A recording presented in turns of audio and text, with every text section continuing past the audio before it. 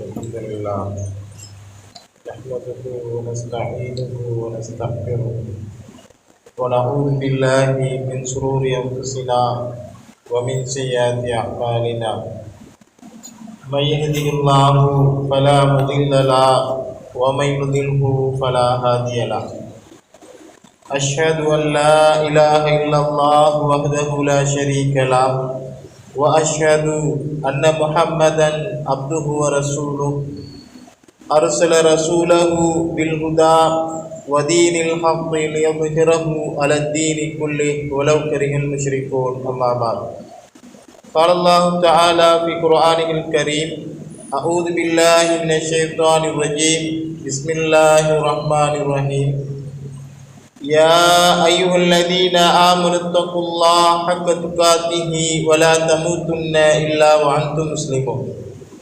يا أيها الذين آمنوا اتقوا الله وقولوا قولا سديدا يصلح لكم أعمالكم ويغفر لكم ذنوبكم ومن يطع الله ورسوله فقد فاز فوزا عظيما يا أيها الناس اتقوا ربكم الذي خلقكم من نفس واحدة وخلق منها زوجها وبث منهما رجالا كثيرا ونساء واتقوا الله الذي تساءلون به والأرحام إن الله كان عليكم رقيبا فإن أصدق الحديث كتاب الله وخير الهدي هدي محمد صلى الله عليه وسلم وشر الأمور محدثاتها وكل محدثة بدعة وكل بدعة ضلالة وكل ضلالة في النار. இவ்வுலகத்தை படைத்து ஆட்சி புரிந்து கொண்டிருக்கும் ஏக வல்லவன் ஒருவனுக்கே புகழனைத்தும் அல்ஹம்துலில்லாஹ். சத்திய தூதர் சன்மார்க்க போதகர் அல்லாஹுவின் தூதர் ஸல்லல்லாஹு அலைஹி வஸல்லம் அன்னவர்கள் மீதிலும் அன்னார் கொண்டு வந்த சத்திய மார்க்கத்தை பின்பற்றிய சஹாபாக்கள் தாபீன்கள் தாபீன்கள் இன்று வரைக்கும் அந்த சத்திய மார்க்கத்துக்காக பாடுபடுகின்ற அதனை பின்பற்றுகின்ற அனைவர்கள் மீதிலும் அல்லாஹ்வுடைய அன்பும் அருளும் உண்டாகட்டுமாக. இன்றைய ஜும்மா கடமை நிறைவேற்றுவதற்காக அல்லாஹுவின் மாளிகையிலே வந்து அமர்ந்திருக்கின்ற எல்லாம் வல்ல அல்லாஹுவின் நல்லடியார்களே, வாழ்க்கையின் சகல பொழுதிலும் அந்த ரப்புல் ஆலமீனை பயந்து வாழும்படி எனக்கும் அப்பால் உங்களுக்கும் அன்பு கட்டளை பிறப்பிக்கின்றேன். அன்புக்குரிய அல்லாஹ்வின் நல்லடியார்களே, இஸ்லாமிய சகோதரிகளே, அல்லாஹு தஆலா இந்த உலகத்தில் எங்களை பிரதிநிதிகளாக வாழச் செய்திருக்கிறான். அல்லாஹு தஆலா வாழச் செய்த எங்களை சாதாரண வெறுமன அல்லாஹு தஆலா எந்த ஒரு அருட்கொடைகளும் தராமல் வாழச் செய்யவில்லை. பூரணமாக மனித வாழ்க்கைக்கு தேவையான அத்தனை அருட்கொடைகளையும் நியமத்துக்களையும் அல்லாஹு தஆலா எங்கள் மீது சொரிந்து இந்த உலகத்தில் எங்களை வாழச் செய்திருக்கிறான். அந்த அல்லாஹு தஆலா தந்த அந்த அருட்கொடைகளிலே அல்லாஹு தஆலா எங்கள் மீது புரிந்திருக்கின்ற அந்த நியமத்துக்களிலே சிறந்த நியமத்தாக அருளாக குழந்தைகள் பிள்ளைகள் இருப்பதை பார்க்கிறோம். எந்த அளவுக்கு இந்த பிள்ளை செல்வங்கள் என்பது மனித வாழ்க்கைக்கு தேவையானது, அது எவ்வளவு பெரிய அல்லாஹ்வுடைய அருள் என்பதை நாங்கள் புரியாதவர்களாக இந்த உலகத்தில் வாழ்ந்து கொண்டிருக்கிறோம். ஏனென்றால் எல்லோருக்கும் திருமணம் முடிக்கின்ற போது, திருமணம் முடித்து ஒரு வருடம் கழிகின்ற போது பிள்ளைகள் கிடைக்கின்ற ஒரு ஏற்பாட்டை அல்லாஹ் தஆலா செய்து வைத்திருக்கிறான். இது எப்போது அந்த நியமத் எங்களுக்கு புரியாமல் இருக்கிறது என்று சொன்னால், எப்போது அந்த நியமத் பற்றிய உண்மை எங்களுக்கு தெளிவுறுகிறது என்று சொன்னால், குழந்தைகள் இல்லாமல் திருமணம் முடித்து 5 வருடம் 6 வருடம் சிலர்கள் 10 வருடம் போய்த்தும் அந்த குழந்தை செல்வங்களை பெறாதவர்கள், குழந்தைக்காக அங்கலாய்க்கிறவர்கள், குழந்தைக்காக பாடுபடுகின்றவர்களுக்குத்தான் அதனுடைய பெருமதியும் அல்லாஹ் தஆலா தந்திருக்கின்ற நியமத்துடைய உண்மைத்தன்மை விளங்கும் என்பதை நாம் எல்லாம் புரிந்து கொள்ள வேண்டும். அன்புக்குரிய அல்லாஹ்வினடியார்களே, நான் நினைக்கிறேன் சென்ற மாதம் நமது நாட்டில் பரகேஹதினியா என்ற ஊரிலே, சிங்கப்பூரை என்ற ஒரு ஊரில் ஒரு குழந்தை வீசப்பட்டிருந்தது. வயல்வெளியிலே ஒரு சிசு வீசப்பட்டு அது கண்டெடுக்கப்பட்டு வைத்தியசாலைக்கு கொண்டு வைத்து அங்கே பாதுகாக்கப்படுகிறது.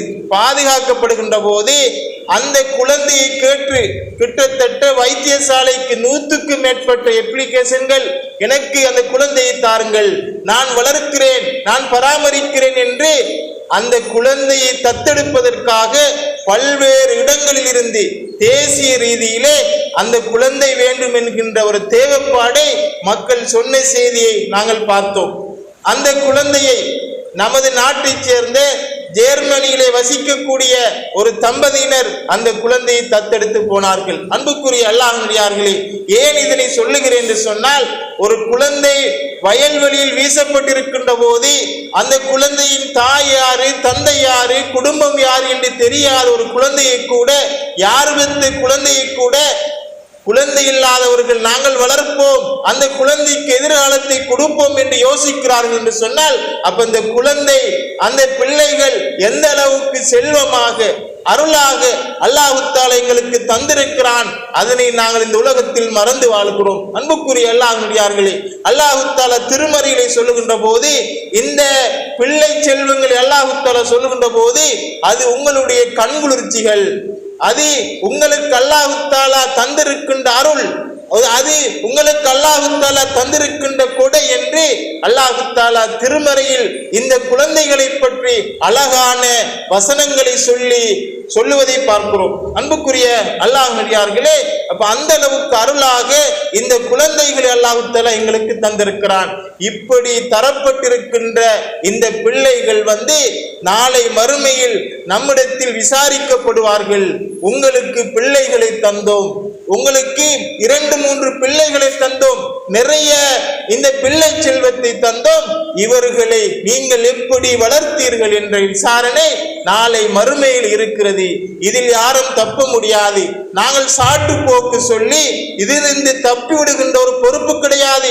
அல்லாஹ் தஆலா திருமறையிலே எல்லோருடைய அந்த தலையிலும் சுமத்துகின்ற மிகப்பெரிய பொறுப்பு தான். அல்லாஹ் தஆலா சொல்லுகிறான், யா அய்யுஹல்லதீன ஆமனு, ஈமான் கொண்டவர்களே, கூ அன்ஃபுஸக்கும் வ அஹ்லீக்கும் நாரா, நீங்கள் உங்களையும் உங்கள் குடும்பத்தாரையும், உங்களுடைய மனைவி, உங்களுடைய பிள்ளை குட்டிகள் அத்தனை பேரையும் நரகத்திலிருந்து பாதுகாக்கின்ற பொறுப்பு உங்கள் மீது சுமத்தப்பட்டிருக்கிறது என்று அல்லாஹ் தஆலா அல் குர்ஆனில் இந்த குழந்தைகள் பற்றிய, பிள்ளைகள் பற்றிய அந்த வளர்ப்பு பற்றி அல்லாஹ் தஆலா நாளை மறுமையில் விசாரிக்க இருக்கிறான். இதற்கு யாரும் சாட்டு போக்கு சொல்லி தாண்டி செல்லுகின்ற ஒரு பொறுப்பு கிடையாது. அல்லாஹ் தஆலா மிகப்பெரிய பொறுப்பு அல்லாஹ் தஆலா சொல்லிவிட்டு சொல்லுகிறான், நரகத்திலிருந்து பாதுகாக்க வேண்டிய அந்த பிள்ளைகளை நீங்க வளர்க்க தவறினால் எப்படியான நரகம் இருக்கிறது என்று சொல்கிறான். அந்த நரகத்தின் எரிகொல்லிகளாக மனிதர்களும் ஜின்களும் இருக்கிறார்கள் என்று அல்லாஹ் தஆலா சொல்லிவிட்டு இந்த பொறுப்பை சொல்கிறான். அன்புக்குரிய அல்லாஹ்வியார்கள், அப்போ இந்த குழந்தைகளை பாதுகாக்கின்ற பொறுப்பு, இந்த குழந்தைகளை சரியாக வளர்க்கின்ற பொறுப்பை அல்லாஹ் தஆலா எங்கள் மீது தந்திருக்கிறான். அல்லாஹ்வின் தூதர் ஸல்லல்லாஹு அலைஹி வஸல்லம் சொல்கிறார்கள், பொறுப்புகள் பற்றி, அமானிதம் பற்றி அல்லாஹ்வின் தூதர் சொல்லுகின்ற போது, குல்லுக்கும் ராஇன் வ குல்லுக்கும் மஸ்ஊலுன் ரஅயத்திஹி, நீங்கள் ஒவ்வொருவரும் பொறுப்பாளர்கள், நீங்கள் ஒவ்வொருவரும் பொறுப்புக்குரியவர்கள், அந்த பொறுப்பு பற்றி, உங்களுடைய அந்த வேலை பற்றி நாளை மறுமையில் அல்லாஹ் தஆலா விசாரிப்பான் என்று சொல்லிவிட்டு அல்லாஹ்வின் தூதர் ஒவ்வொருடைய பொறுப்பை பற்றி சொல்கிறார்கள். வல் அமீரு ராஇன், ஒரு தலைவர் பொறுப்பாளி, அந்த பொறுப்பு பற்றி ஒரு நாளை மறுமையில் அல்லாஹ் விசாரிப்பான், இவர் விசாரிக்கப்படுவார் என்று அல்லாஹ்வின் தூதர் சொல்லிவிட்டு இரண்டாவதாக சொல்கிறார்கள், வர்ரஜுலு ராயின் அலா அஹ்லி பைத்திஹி, ஒரு குடும்ப தலைவர், ஒரு குடும்பத்தில் உள்ள ஆண் அவருடைய அந்த குடும்பம் பற்றி, அந்த பிள்ளைகள் பற்றி, மனைவி பற்றி நாளை மறுமையிலே விசாரிக்கப்படுவார். அது சம்பந்தமாக அவர் விசாரிக்கப்படுகின்ற போது அதற்கு அவர் பதில் சொல்வதற்கு தயாராக வேண்டும். அதுபோல வல் மர்அத்து ராயியத்துன் அலா பைத்தி ஸௌஜிஹி வ வலதிஹி, அந்த கணவனுடைய, அந்த மனைவி, அந்த தாய், அந்த வீட்டில் உள்ள பிள்ளைகளுக்கும் அந்த வீட்டுக்கும் பொறுப்பாளி. அந்த பொறுப்பு பற்றி அந்த மனைவி விசாரிக்கப்படுவாள் என்று அல்லாஹ்வின் தூதர் ஸல்லல்லாஹு அலைஹி வஸல்லம் அவர்கள் பொறுப்புகள் சம்பந்தமாக பேசி, அல்லாஹ்வின் தூதர் கணவனையும் மனைவியும் ஒரு தாயையும் ஒரு தந்தையும் விழித்து இன்ன பொறுப்பு உங்கள் மீது சுமத்தப்பட்டிருக்கிறது, அந்த பொறுப்பு பற்றி நாளை மறுமை நீங்கள் விசாரிக்கப்படுவீர்கள். சாட்டு போக்கு சொல்ல முடியாது. நான் பிள்ளைகளை வளர்க்கின்ற விஷயத்தில் நாங்கள் பொடுபோக்காக இருந்துவிட்டு பிள்ளைகள் வழி தவறி விட்டார்கள் என்பதற்காக சாட்டு போக்கு சொல்ல முடியாது. இது அமானிதமாக எங்கள் மீது சுமத்தப்பட்டிருக்கின்ற பொறுப்புகள் என்று அல்லாஹ்வின் தூதர் ஸல்லல்லாஹு அலைஹி வஸல்லம் சொல்லுகிறார்கள் என்றால், அன்புக்குரிய அல்லாஹ்வியார்களே, அப்ப அல்லாஹ் தஆலா எங்கள் மீது சொல்லிருக்கின்ற, எங்களுக்கு தந்திருக்கின்ற இந்த பிள்ளை செல்வம் என்பது அது அமானிதமாக அல்லாஹ் தஆலா எங்களுக்கு தந்திருக்கிறான். அது பற்றி நாளை மறுமையில் விசாரிப்பான். அப்படி என்று சொன்னால் இந்த உலகத்தில் எங்களுக்கு தரப்பட்டிருக்கின்ற, எங்களுக்கு அல்லாஹ் தஆலா தந்திருக்கின்ற இந்த பிள்ளை செல்வங்களை அழகாக பண்பாடுள்ள, மார்க்கப்பட்டுள்ள, தொழக்கூடிய, எங்களுக்கு பிரார்த்தனை செய்கின்ற, அடுத்த சமூகத்துக்கு முன்மாதிரியாக இருக்கின்ற பிள்ளைகளை ஒரு சமூகத்தை உருவாக்க வேண்டிய தேவை ஒவ்வொரு பெற்றோருக்கும் இருக்கிறது என்பதை நாம் எல்லாம் புரிந்து கொள்ள வேண்டும். இது தவறுகின்ற போது அல்லாஹ் தஆலா திருமறையிலே சொல்லுகிறான், எப்படி அருள், எப்படி ஜீனத், எப்படி கொடை என்று அந்த பிள்ளைகளை அல்லாஹ் தஆலா சொல்லுகிறானோ, அதுபோல இன்னமா அம்வாலுக்கும் அவுலாதுக்கும் ஃபித்னா, உங்களுடைய செல்வங்களும் உங்களுடைய பிள்ளைகளும் உங்களுடைய எதிரிகள், உங்களுக்கு சோதனைகள் என்று அல்லாஹ் தஆலா திருமறையிலே சொல்லுகிறான். எப்படி ஜீனாவாக, கொடையாக, அருளாக, கண்குளிர்ச்சியாக இந்த பிள்ளைகளை சொல்லுகிறானோ, அதுபோல வளர்ப்பில் வித்தியாசப்படுகின்ற போது அவர்கள் சோதனையாக இருப்பார்கள், உங்கள் எதிரிகளாக இருப்பார்கள் என்று அல்லாஹ் தஆலா சொல்லுகிறான். அன்புக்குரிய அல்லாஹ்வியார்களே, அல்லாஹ்வின் தூதர் ஸல்லல்லாஹு அலைஹி வஸல்லம் சொல்லுகிறார்கள், குல்லு மௌலூதுன் யூலது லா ஃபித்ரத்துல் இஸ்லாம், ஒவ்வொரு குழந்தைகளும், ஒவ்வொரு பெற்றோருக்கு பிறக்கின்ற குழந்தைகளும் அது தூய்மையான இஸ்லாமிய மார்க்கத்தில் பிறக்கின்றது. இல்லாமல் நபவா, அவர்களுடைய பெற்றோர்கள் வளர்ப்பினூடாகத்தான் அது மாற்றம் பெறுகிறது. இஸ்லாத்தில் பிறக்கின்ற குழந்தை அது யூதனாக மாறுகிறது, இஸ்லாத்தில் பிறக்கின்ற குழந்தை அது கிறிஸ்தவனாக மாறுகிறது, இஸ்லாத்தில் பிறக்கின்ற குழந்தை அது நெருப்பு வணங்கியாக மாறுகிறது. இப்ப எப்படி அந்த பிள்ளைகள் மாற்றம் பெறுகிறது என்று சொன்னால், அல்லாஹ்வின் தூதர் சொல்லுகிறார்கள், அவர் பெற்றோருடைய வளர்ப்பின் காரணமாக, பெற்றோர்கள் எந்த மதத்தை சார்ந்திருக்கிறார்களோ அந்த மதத்தை பிள்ளைகள் பின்பற்ற ஆரம்பிக்கிறது. எனவே அந்த பிள்ளைகள் எல்லாமே தூய்மையான மார்க்கத்தில் பிறந்தாலும் அந்த வளர்ப்பினூடாக, அந்த குடும்பத்தில் உள்ள அந்த சூழலினூடாக அது மாற்றம் பெறுகிறது என்று அல்லாஹ்வின் தூதர் ஸல்லல்லாஹு அலைஹி வஸல்லம் சொல்லுகிறார்கள் என்றால், அன்புக்குரிய அல்லாஹ்வியார்களே, அப்ப குழந்தைகள் என்பது எங்களுக்கு வருகின்ற குழந்தைகள் எல்லாம், எங்களால் பெறப்படுகின்ற குழந்தைகள் எல்லாம் அது தூய்மையான இஸ்லாம் என்கின்ற அந்த கொள்கையில் தான் பிறக்கிறது. எப்போது அந்த பிள்ளைகள் வழி தவறுகிறது என்று சொன்னால், எங்களுடைய வளர்ப்பின் ஊடாக நாங்கள் எப்படி அந்த குழந்தைக்கு முன்மாதிரியை காட்டுகிறோமோ அதனூடாகத்தான் அந்த குழந்தை மாற்றம் பெறுகிறது என்று அல்லாஹ்வின் தூதர் ஸல்லல்லாஹு அலைஹி வஸல்லம் சொல்வதை பார்க்கிறோம். அன்புக்குரிய அல்லாஹ்வியார்களே, அப்ப இந்த குழந்தைகள் எங்களுக்கு தரப்பட்டிருக்கின்ற மிகப்பெரிய செல்வம். இந்த செல்வம் சம்பந்தமாக நாளை மறுமையில் அல்லாஹ் தஆலா விசாரிக்க இருக்கிறான். அப்படி என்றால் இந்த குழந்தைகளை நாங்கள் எப்படி வளர்ப்பது, இந்த குழந்தைகளுக்கு எப்படி முன்மாதிரியை காட்டுவது என்ற விஷயங்களை படிக்க வேண்டிய தேவை இருக்கிறது, நாங்கள் தெரிந்து கொள்ள வேண்டிய தேவை இருக்கிறது. ஏனென்றால் இந்த குழந்தை வளர்ப்பு, இந்த பிள்ளை வளர்ப்பு சரியாக இல்லாததனால் சமூகத்தில் பல்வேறு பிரச்சனைகள் உருவாகிறது. சமூகத்துக்கு கொடுக்கின்ற எங்களுடைய பிள்ளைகள், எங்களுடைய சிறு வயதில் இருக்கின்ற பிள்ளைகள் சரியான முன்மாதிரிகளையும் சரியான பண்பாடுகளையும் அழகான கொள்கைகளையும் பின்பற்றாத பிள்ளைகளால் இன்று சமூகத்தில் பல்வேறு பிரச்சனை உருவாகிறது. போதைக்கு அடிமைப்பட்டு போகிறான், காதல் என்று வாழ்க்கையை நாசமாக்கிக் கொள்கிறான். இவனால் அடுத்தவர்களுக்கு பல்வேறு பிரச்சனை வருகிறது. இது எதனால் வருகிறது என்று சொன்னால், சரியான பண்பாடு பண்பாடுள்ள முன்மாதிரி உள்ள அந்த பெற்றோர்களால் வளர்க்கப்படாத அந்த பிள்ளைகளால் தான் சமூகத்தில் பிரச்சனை வருகிறது, சமூகம் பிரச்சனைக்கு மாட்டுகிறது. ஒவ்வொரு பாடசாலைகளையும் எடுத்துக்கொண்டால் பாடசாலைகள் பிரச்சனை, ஆசிரியர்களுக்கு அதிபர்மாருக்கு பிள்ளைகள் கட்டுப்படுவது கிடையாது. ஸ்கூல் ரூல்ஸின் அடிப்படையிலே அழகாக நீங்கள் முடிவெட்டி வர வேண்டும், சரியாக அதனுடைய சீருடைய அணிந்து வர வேண்டும் என்று சொன்னால் மாணவர்கள் தயாரில்லை, மாணவர்கள் பின்பற்றுவதற்கு தயாரில்லை. அதனை அனுப்பிவிட்டால் நீங்கள் உங்களுடைய தந்தைமாரை அல்லது தாயை கூட்டிட்டு வாருங்கள் அனுப்பிவிட்டால் பிள்ளைகள் பாடசாலைக்கு வருவது கிடையாது. இதற்கெல்லாம் என்ன காரணம் என்று கேட்டால் எங்களிடத்தில் சரியான முன்மாதிரி கிடையாது. பிள்ளை பிறந்து விட்டது என்று சொல்லி பிள்ளையை நாங்கள் வளர விடுகிறோம், பிள்ளைகள் வளருகிறார்கள், நாங்கள் வளர்ப்பது கிடையாது. தானாக பிள்ளைகள் வளருவதனால் தான் சமூகத்தில் இன்ன பிரச்சனை. பாடசாலை ஆசிரியர்கள், பாடசாலை அதிபர்மார், பாடசாலை அபிவிருத்தி சங்கங்கள் எல்லாம் யோசிக்கிறது எப்படி பண்பாடுள்ள பிள்ளைகளை உருவாக்குவது, பண்பாடுள்ள மாணவர்களை உருவாக்குவது, நல்ல கல்வி சமூகத்தை எப்படி உருவாக்குவது என்று எல்லோரும் யோசிக்கின்ற ஒரு காலகட்டத்தில் நாங்கள் வாழ்ந்து கொண்டிருக்கிறோம். போலீஸ் நிலையங்களுக்கு போனால் போலீஸ் நிலையத்தில் உள்ளவர்கள் யோசிக்கிறார்கள், என்னப்பா இப்படியான பிரச்சனைகள் எல்லாம் வருகிறது, பாடசாலைகள் போதைக்கு அடிமைப்பட்டு போகிறார்கள், படிக்கின்ற புத்தகங்களை சுமக்கின்ற பிள்ளைகள் இன்று போதை மாத்திரைகளையும் ஐஸையும் கஞ்சாவின் சுமக்கிற பிள்ளைகளாக மாறுகிறது.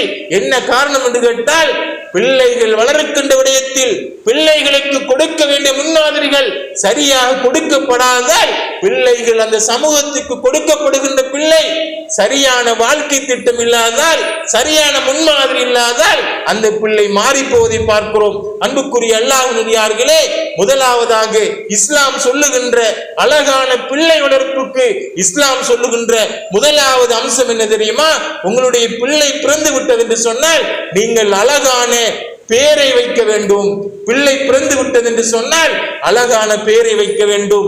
இஸ்லாம் சொல்லுகின்ற அடிப்படையில், அல்லாஹ்வின் தூதர் முன்மாதிரியாக காட்டிய அடிப்படையிலே நாங்கள் பிள்ளைகளுக்கு பெயர் வைக்க வேண்டும். பெயர் வைத்து விட்டு அந்த பிள்ளையை வளர்க்க ஆரம்பிக்கின்ற போதே எங்களிடத்தில் முன்மாதிரி இருக்க வேண்டும். அந்த பிள்ளைகள் ரோல் மாடலாக எங்களைத்தான் பார்க்க வேண்டும். சினிமா நடிகனையோ கிரிக்கெட் வீரனையோ இன்னொரு சமூகம் அங்கீகரிக்கின்ற யாரையும் அந்த பிள்ளைகள் ரோல் மாடலாக பார்க்க கூடாது. பிள்ளைகள் தாயையும் தந்தையும் ரோல் மாடலாக பார்க்க வேண்டும், பின்பற்றுவதற்கு தகுதியானவர்களாக அந்த பிள்ளை முதலாக பார்க்கின்ற உறவு யார் தெரியுமா? தாய், அடுத்தது தந்தை. அந்த குடும்பம், அந்த குடும்பத்தில் சரியான முன்மாதிரி இருக்குமாக இருந்தால், அந்த குடும்பத்தில் பின்பற்றுவதற்கு அந்த குழந்தை பார்த்து வளர்வதற்கு சரியான பண்பாடுகள் இருக்குமாக இருந்தால் நல்ல பிள்ளையாக நல்ல பிரஜையாக அந்த சமூகத்துக்கு அந்த பிள்ளை கொடுக்கப்படும். அன்புக்குரிய அல்லாஹ்வினர்களே, முன்மாதிரி தவறுகின்ற போது நாங்கள் எங்களிடத்தில் தொழுகை இல்லை, எங்களிடத்தில் பேசினால் போய் மோசடி, இப்படியான பண்பாடுகளை அந்த பிள்ளை காணுமாக இருந்தால், அந்த தவறுகின்ற அந்த பிள்ளை, அந்த பிஞ்சி உள்ளம் இந்த மோசமான பண்பாடுகளை காணுமாக இருந்தால் அதனைத்தான் இந்த பிள்ளை தொடர ஆரம்பிக்கிறது. அல்லாஹ்வின் தூதர் சொன்னார்களே, குல்லு மௌலூதின் யூலதுல் ஃபித்ரத் இஸ்லாம், நல்ல குழந்தையாகத்தான் ஒவ்வொரு குழந்தையும் பிறக்கிறது. உங்களுடைய வளர்ப்பால் பெற்றோருடைய பெற்றோரை பார்த்து அந்த பிள்ளை மாறுகிறது என்று அல்லாஹ்வின் தூதர் சொல்கிறார்களே, அப்போ நல்ல முன்மாதிரி உள்ள மார்க்கப்பட்டுள்ள ஒரு பிள்ளையை நாங்கள் எதிர்பார்க்க வேண்டும் என்று சொன்னால் எங்கள் வீட்டு சூழலிலே நாங்கள் முன்மாதிரியாக இருக்க வேண்டும், தாய் முன்மாதிரியாக இருக்க வேண்டும், தாய் அல் குர்ஆன் உடனான தொடர்பு இருக்க வேண்டும். பிள்ளை பார்க்கின்ற போது, பிள்ளை எங்களை முகந்திருந்து பார்க்கின்ற போது, திறந்து பார்க்கின்ற போதெல்லாம் அல் குர்ஆனுடனான தொடர்போடு நாங்கள் இருக்க வேண்டும். பேசுகின்ற போதெல்லாம் உண்மை அந்த குழந்தைக்கு சொல்ல வேண்டும். தந்தைக்கும் தாய்க்கும் உள்ள அந்த உறவில் விரிசல் வரக்கூடாது. குழந்தைகள் பார்த்து கொண்டிருக்கின்ற போது நாங்கள் சண்டையிடக்கூடாது. இப்படி நாங்கள் அந்த மோசமான பண்பாடுகளை காட்டுவோமாக இருந்தால் அந்த பிள்ளை கட்டங்கட்டமாக முரட்டுத்தனமான பிள்ளையாக மாறுவதற்கு வாய்ப்பு இருக்கிறது, பொய் பேசுவதற்கு வாய்ப்பு இருக்கிறது, இன்னொரு மோசமான பண்பாடுகளை உள்வாங்குவதற்கு வாய்ப்பு இருக்கிறது. இப்படியான மோசமான எங்களிடத்தில் இருக்கின்ற பண்பாடுகளால் அந்த குழந்தை மாற்றம் பெறுகிறது. அன்புக்குரிய அல்லாஹ்வினடியார்களே, இஸ்லாமிய சகோதரர்களே, அப்ப அந்த குழந்தைகளை நாங்கள் அழகாக வளர்க்க வேண்டிய தேவைப்பாடு இருக்கிறது. அழகாக குழந்தை வளர்க்கின்ற போதுதான் நல்ல பிரஜைகளை உருவாக்க முடியும். அல்லாஹு தஆலா திருமறையிலே ஒரு அழகான செய்தியை சொல்லுகிறார். ஒரு நல்ல மனிதர், ஒரு சாலிகான மனிதர் தன்னுடைய பிள்ளைக்கு செய்த உபதேசத்தை அழகாக ஒட்டுமொத்த சமூகத்துக்கு முன்மாதிரியாக அல்லாஹு தஆலா சொல்லி காட்டுகிறான். லுக்மான் அலைஹிஸ்ஸலாம் என்கின்ற ஒரு மனிதர், சாலிகான மனுஷர் தன்னுடைய அன்பு மகனுக்கு அழகான உபதேசத்தை செய்கிறார், அழகான செய்தியை சொல்லுகிறார். சொல்லுகின்ற அந்த செய்தி அல்லாஹு தஆலா அல் குர்ஆனில் சுட்டி காட்டுகிறான். அவர் என்ன சொல்லுகிறான் தெரியுமா? யா புனைய என்று தன்னுடைய மகனை, அன்பு மகனை என்று அழைத்து அவர் சொல்லுகின்ற முதலாவது என்ன செய்தி தெரியுமா? அகிமிஸ்ஸலா, நீங்கள் தொழுகையை நிலைநாட்ட வேண்டும். நீங்கள் வாழ்க்கையிலே ஒரு நிலைமைக்கு நீங்கள் வந்து விட்டீர்கள். இந்த கட்டத்தில் நீங்கள் தொழக்கூடியவராக இருக்க வேண்டும். தொழுகையை சரியாக கடைபிடிக்க கூடியவராக நீங்கள் இருக்க வேண்டும். அது மாத்திரமல்ல, வஅ்முரு பில் மஅரூஃப் வ அன்ஹி அனில் முன்கர், நீங்கள் எப்படி தொழுகிறீர்களோ அதுபோல உங்களிடத்தில் நல்லதை ஏவுகின்ற, நல்லதை சொல்லிக் கொடுக்கின்ற பண்பு உங்களிடத்தில் இருக்க வேண்டும். நல்லது என்று காணுகிறீர்களோ அதை மக்களுக்கு நீங்கள் சொல்ல வேண்டும், மக்களுக்கு எட்டி வைக்க வேண்டும். அதுபோல வ அன்ஹி அனில் முன்கர், எது மார்க்கம் தடுக்கிறதோ, எது மார்க்கம் நெருங்கக்கூடாது என்று சொல்கிறதோ அதை நீங்கள் மக்கள் மத்தியில் நீங்கள் சொல்ல வேண்டும். நீங்கள் செய்வது பாவம், நீங்கள் செய்வது குற்றம், அல்லாஹ் தஆலா வெறுக்கின்ற, அல்லாஹ் தஆலா நெருங்கக்கூடாது என்று சொல்கின்ற பாவம், இதனை நீங்கள் மக்களுக்கு மத்தியில் சொல்ல வேண்டும் என்று அந்த சாலிகான மனுஷர் அந்த தன்னுடைய அன்பு மகனுக்கு சொல்லுகின்ற உபதேசத்தை பாருங்கள். அன்புக்குரிய அல்லாஹ்வினடியார்களே, நீங்கள் முதலாவது நீங்கள் தொழுகை நிலைநாட்டக்கூடியவராக இருக்க வேண்டும். இரண்டாவது நல்லதை ஏவி தீயதை தடுக்கக்கூடியவராக இருக்க வேண்டும்.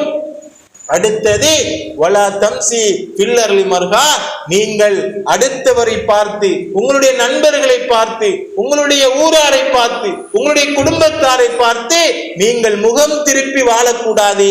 நீங்கள் பெருமை அடிக்க கூடாது, பூமியிலே பெருமை அடிக்க கூடியவராக நீங்கள் இருக்கக்கூடாது என்று அந்த மனுஷர் தன்னுடைய மகனுக்கு சொல்லுகின்ற உபதேசத்தை பாருங்கள். ஒரு சமூகத்துக்கு கொடுக்கின்ற, சமூகத்தோடு சேருகின்ற ஒரு பிள்ளை எப்படியான பிள்ளையாக இருக்க வேண்டும் என்று அந்த தந்தை உபதேசம் செய்வதை பாருங்கள். அன்புக்குரிய அல்லாஹ்வினடியார்களே, முதலாவது சொல்கிறார் நீங்கள் தொழுகையை நாட்ட வேண்டும். இரண்டாவது சொல்லுகிறார் நல்லதை ஏவி தீயதை தடுக்க வேண்டும்.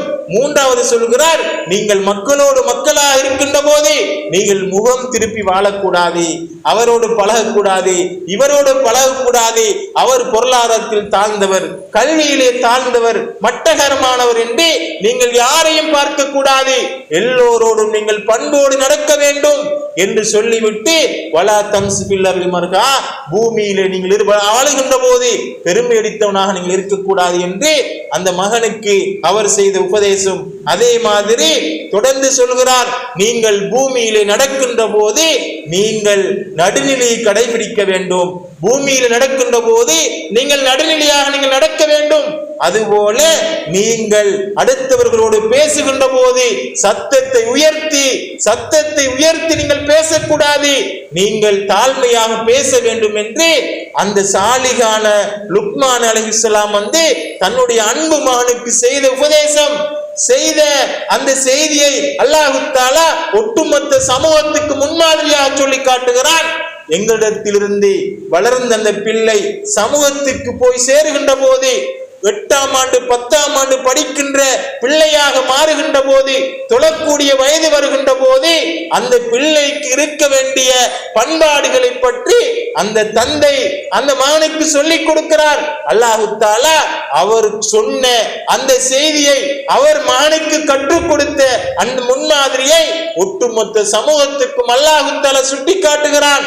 இதை பாருங்கள் என்று அல்லாஹ் தஆலா சொல்லுகிறான் என்றால், அன்புக்குரிய அல்லாஹ்வினடியார்களே, எப்ப இப்ப நம்முடைய பிள்ளைகளுக்கு இப்படியான உபதேசங்களை செய்திருக்கிறோமா? எத்தனை பிள்ளைகளை பெற்றிருக்கிறோம்? எத்தனை பிள்ளைகளுக்கு திருமணம் முடித்து கொடுத்திருக்கிறோம்? இந்த உபதேசத்தை, இந்த முன்மாதிரியான இந்த உபதேசத்தை நமது பிள்ளைகளுக்கு செய்திருக்கிறோமா? அன்புக்குரிய அல்லாஹ்வியார்களே, பிள்ளைகளுக்கு செய்கிறோம். நாங்கள் தொழாமல் இருந்து கொண்டு பிள்ளைகளுக்கு சொல்லுகிறோம் தொழுங்கள். பிள்ளைகள் தொழாதே, பிள்ளைகள் தொழாதே.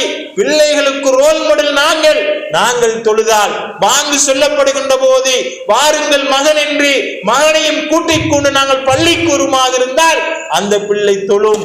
நாங்கள் என்ன செய்கிறோம் என்றால் நாங்கள் தொழுவது கிடையாது. பாங்கு சொன்னால் பள்ளிக்கு போங்கள் என்று பிள்ளைகளுக்கு சொல்லுகின்ற போது பிள்ளைகள் தொழாதே. அது நடைமுறையில் பிள்ளைகள் கொண்டு வராது. அது நம்மிடத்தில் வர வேண்டும்.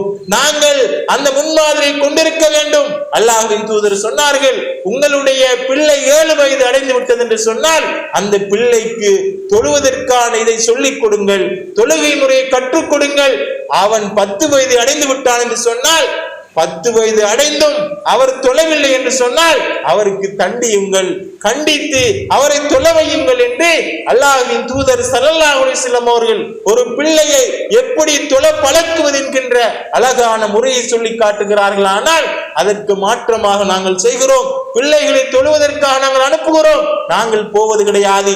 தாயும் தொழுவது கிடையாது, தந்தையும் தொழுவது கிடையாது என்று சொன்னால் அதற்கு வளருகின்ற பிள்ளை, அந்த சூழலிலே வளருகின்ற பிள்ளை எப்படி தொழக்கூடிய பிள்ளைகளாக இருக்கும்? அன்புக்குரிய அல்லாஹ்வியார்களே, அப்போ நாங்கள் பிள்ளைகளுக்கு நாங்கள் ரோல் மாடலாக, நாங்கள் எங்களை பின்பற்றக்கூடியவர்களாக பிள்ளைகள் இருக்க வேண்டும் என்று சொன்னால் நாங்கள் பண்பாடு உள்ளவர்களாக இருக்க வேண்டும், நாங்கள் முன்மாதிரி உள்ளவர்களாக இருக்க வேண்டும், நாங்கள் நல்ல மார்க்கப்பட்டுள்ளவர்களாக இருக்க வேண்டும்.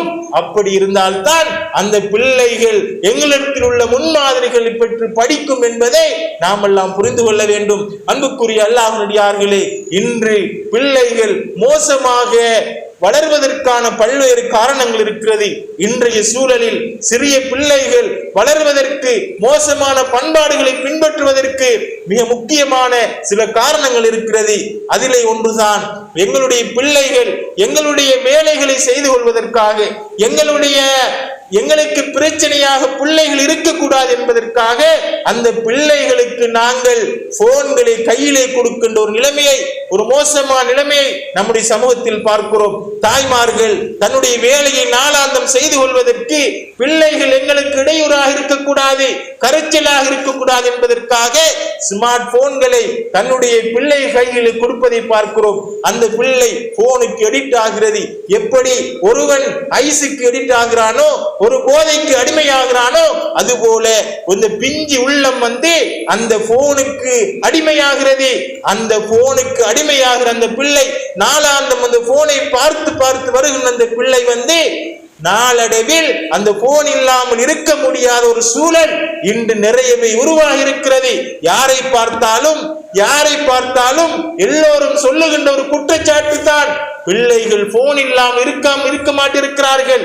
1 வயது 2 வயது பிள்ளைகள் கூட இதற்கு ரொம்பவும் ஆர்வமாக இருக்கிறார்கள் என்று நாங்கள் சொல்லுகிறோம். ஆனால் இதற்கெல்லாம் காரணம் என்ன தெரியுமா?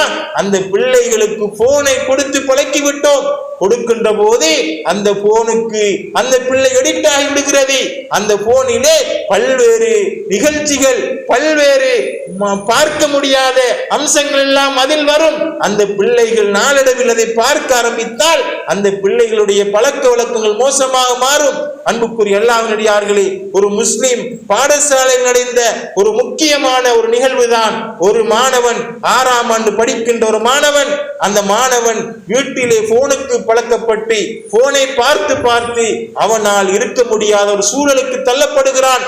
அதற்கு பின்னால் அந்த பெற்றோர்கள் அவனுக்கு போன் கொடுக்காமல் தடை செய்கிறார்கள், போன் கொடுக்காமல் கண்டிக்கிறார்கள். அந்த பிள்ளை எந்த அளவுக்கு மாறுகிறது சொன்னால், என்னால் போன் இல்லாமல் இருக்க முடியாது என்று சொல்லி வீட்டில் உள்ள சல்லி ஒரு 10,000 ரூபாய் எடுத்துக்கொண்டு ஒரு போன் ஷாப்புக்கு போய்த்து 10,000 ரூபாய் இருக்கிறது, இன்னொரு 10,000 ரூபாய் தருகிறேன், எனக்கு 20,000 ரூபாய்க்கு போன் தாருங்கள் என்று இன்றைக்கும் 6ஆம் ஆண்டு படிக்கிற ஒரு மாணவன் எந்த அளவுக்கு துணிகிறான் என்று பாருங்கள். படிக்கிற ஒரு மாணவன் போனுக்கு அடிமையாகினவன், போனுக்கு எடிட் ஆகினவன் போன் சொந்தமாக வாங்க துணிகிறான். எதற்காக? அடிமைப்பட்டதனால். போன் எனக்கு பார்க்க வேண்டும், அது இல்லாமல் இருக்க முடியாது என்று நினைக்கிற அளவுக்கு பிள்ளைகள் மாறுகிறார்கள் என்று சொன்னால், பிள்ளைகள் அதிலே பல்வேறு காட்சிகளை பார்க்க ஆரம்பிக்கிறார்கள், மோசமான பண்பாடுகளை அதிலே பார்க்க ஆரம்பிக்கிறார்கள். இதனால் அந்த பிள்ளைகள் அதற்கு எடிக்ட் ஆகிறார்கள், அதற்கு அடிமைப்படுகிறார்கள். அது இல்லாமல் வாழ முடியாது என்பதற்காக 6ஆம் ஆண்டு படிக்கிற ஒரு மாணவன் கூட போன் கடையில் எனக்கு நல்ல ஒரு போன் தாங்கள் என்று வாங்குகிற அளவுக்கு நடைமுறையில் இது நடக்கிறது என்று சொன்னால், அன்புக்குரிய அல்லாஹ்வினடியார்களே, இஸ்லாமிய சகோதரர்களே, அப்ப நாங்கள் இதில் கவனமாக இருக்க வேண்டும்.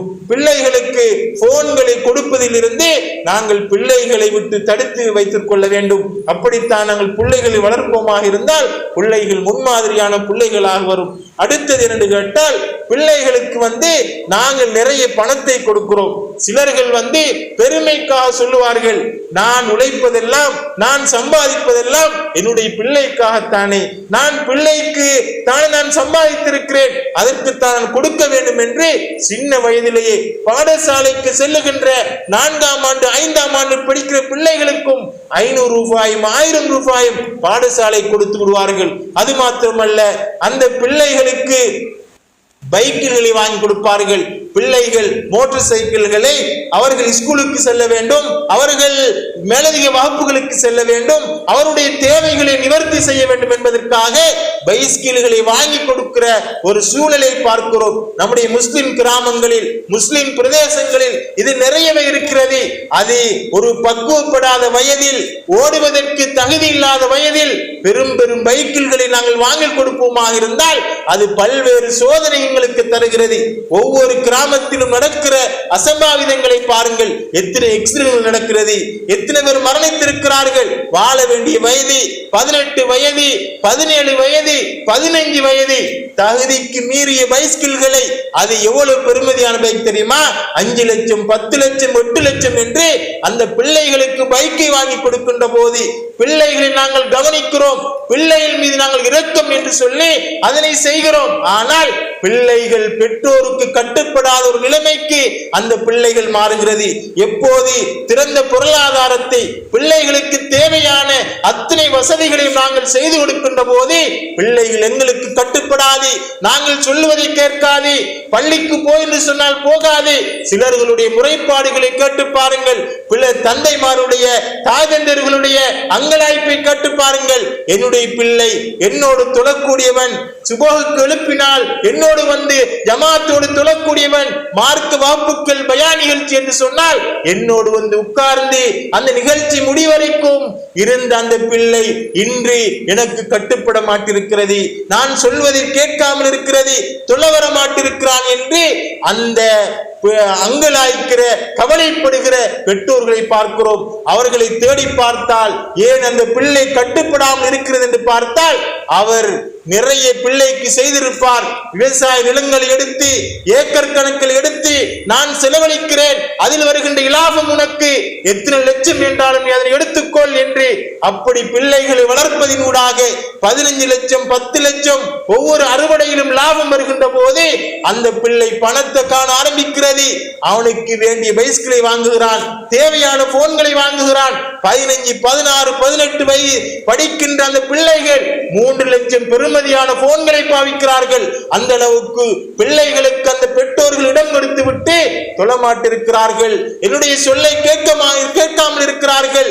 முன்மாதிரி கட்டவனாக சமூகத்தில் இருக்கிறான் என்று நாங்கள் அங்கலாய்த்தால், நாங்கள் கவலைப்பட்டால் நான் யாரு காரணமாக இருக்கிறது? இந்த பிள்ளைகள் கட்டுப்படாமல் போவதற்கு மிக முக்கியமான காரணம் பொருளாதாரத்தை பிள்ளையுடைய கையிலே கொடுப்பது, வயது வருவதற்கு முன்னால் பொறுப்புகளை சாட்டுவது. இதனால் ஒருபோதும் பெற்றோர்களுக்கு பிள்ளைகள் கட்டுப்பட மாட்டார்கள். இப்படி அந்த பிள்ளைகள் வளர்வாக இருந்தால், அந்த பிள்ளைகள் இப்படி வளர்க்கப்படுமாக இருந்தால் நாளை மறுமையிலே நாங்கள் பதில் சொல்லி ஆக வேண்டும். எங்களுடைய பிள்ளை தொழக்கூடிய பிள்ளையாக இருக்க வேண்டும், நல்ல பண்பாடு உள்ள பிள்ளையாக இருக்க வேண்டும், அடுத்தவர்களுக்கு முன்மாதிரி உள்ள பிள்ளையாக இருக்க வேண்டும். இல்லாவிட்டால் அந்த பிள்ளை எங்களுக்கு சோதனையாகத்தான் இருக்கும், எதிரியாகத்தான் இருக்கும் என்பதை நாமெல்லாம் புரிந்து கொண்டு இந்த உலகத்தில் அல்லாஹ் தஆலா எங்கள் மீது தந்திருக்கின்ற அந்த மிகப்பெரிய அருள், மிகப்பெரிய அமானிதம், இந்த பிள்ளைகளை அழகாக வளர்த்து சமூகத்துக்கு நல்ல பண்பாடுள்ள முன்மாதிரி உள்ள பிள்ளைகளாக கொடுப்பதற்கு அல்லாஹ் தஆலா எனக்கும் உங்களுக்கும் அருள் பாலிப்பானாக. வாக்கூலி கௌலி ஹாதா வஸ்தக்ஃபிரு இன்னஹு கஃபூருர் ரஹீம்.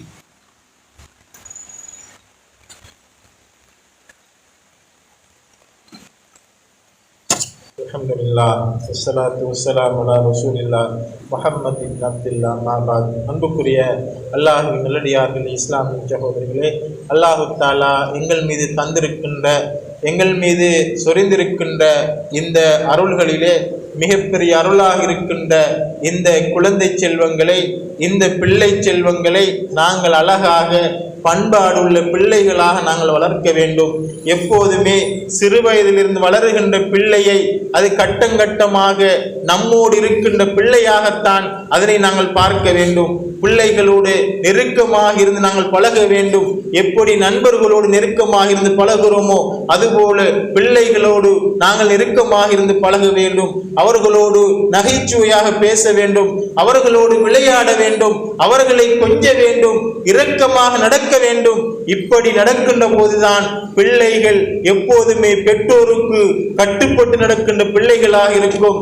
நீங்கள் பிள்ளைகள் அதிகமாக முத்தம் கொடுங்கள் என்று அல்லாஹ்வின் தூதர் சொல்லியிருக்கிறார்கள். நபித்தோழர் ஒருவர் கேட்கிறார், அக்ரா பின் ஹாபிஸ் என்கின்ற நபித்தோழர் கேட்கிறார், அல்லாஹ்வின் தூதர் தன்னுடைய பேர குழந்தைகளை முத்தமிடுகின்ற போது நீங்கள் பிள்ளைகளை முத்தமிடுகிறதா என்று அந்த நபித்தோழர் கேட்கின்ற போது அல்லாஹ்வின் தூதர் சொல்கிறார்கள், முத்தமிடுங்கள் என்று வலியுறுத்தியிருக்கிறார்கள். அப்ப பிள்ளைகளை நாங்கள் இரக்கமாக நடந்து கொள்ள வேண்டும், அவர்களை முத்தமிட வேண்டும், தோளுக்கு மேல் கை போட்டு அவர்களோடு நகைச்சுவையாக அவர்களோடு நடந்து கொள்ள வேண்டும். அப்படி இருக்கின்ற போதுதான் பிள்ளைகள் இழைப்பார்கள், பெற்றோர்கள் எங்களுடைய விஷயத்தில் கவனமாக இருக்கிறார்கள், இரக்கமாக இருக்கிறார்கள், பண்பாடோடு இருக்கிறார்கள் என்று அந்த பிள்ளைகளுடைய உள்ளத்தில் ஒரு உறுதி வரும். என்னுடைய தந்தை, என்னுடைய தாய் என் மீது மிகப்பெரிய இரக்கத்தோடு இருக்கிறார்கள், என்னை இரக்கமாக பார்க்கிறார்கள், என்னை எல்லா விதத்திலும் நன்றாக நடத்துகிறார்கள் என்கின்ற அந்த உணர்வு அந்த பிள்ளைகளுக்கு வரும். பிள்ளைகளிடத்தில் நாங்கள் முரட்டுத்தனமாக நடந்து கொள்ளக்கூடாது, பிள்ளைகளை திட்டக்கூடாது, பிள்ளைகளை சாபமிடக்கூடாது. இப்படி இந்த மோசமான பண்பாடுகளை அந்த பிள்ளைகளுக்கு முன்னால் நாங்கள் காட்டக்கூடாது. அப்படி காட்டுவோமா இருந்தால் அந்த பிள்ளைகள் வித்தியாசமாக வளர ஆரம்பிக்கும். முரட்டுத்தனம், பொய் பேசுகின்ற இப்படி பல்வேறு மோசமான பண்பாடுகளை உள்ளடக்கிய பிள்ளைகளாக அந்த பிள்ளைகள் வளர்வதற்கு வாய்ப்பு இருக்கிறது. அன்புக்குரிய அல்லாஹ்வியார்களே, நாங்கள் நாளாந்தம் வீடுகளிலே உணவு உட்கொள்ளுகின்ற போது பிள்ளைகளையும் எங்களோடு சேர்த்து உட்கொள்ளுகின்ற ஒரு நிலைமையை நாங்கள் உருவாக்கிக் கொள்ள வேண்டும்.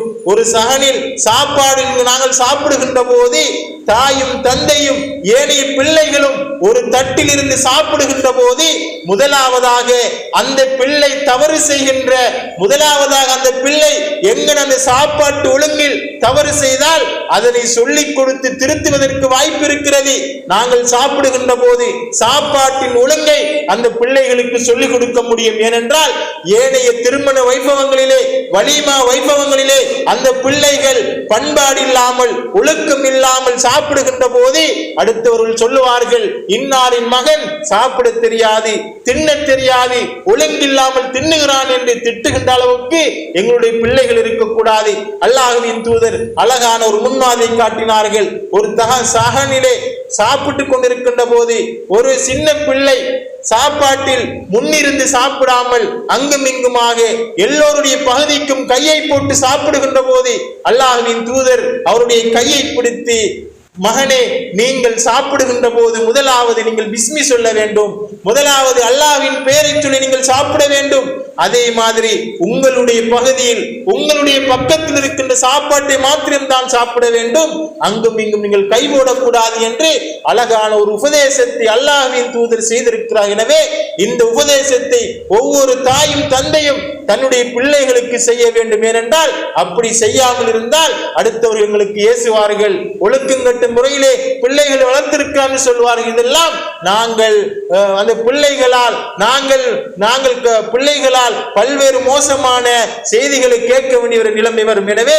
அன்புக்குரிய அல்லாஹ்வின் இப்படி எல்லா வகையிலும் பிள்ளைகளுக்கு நாங்கள் முன்மாதிரியாக இருக்க வேண்டும், பிள்ளைகளுக்கு நல்லதை சொல்லிக் கொடுக்க வேண்டும், அவர்களுக்கு முன்னால் உண்மையை பேச வேண்டும். இப்படி நல்ல அழகான பண்பாடுகளை அவர்களுக்கு நாங்கள் காட்டினால், நாங்கள் எங்களை ரோல் மாடலாக அவர்களுக்கு காட்டினால் அவர்கள் எங்களிடத்தில் நிறைய முன்மாதிரிகளை காணுவார்கள்.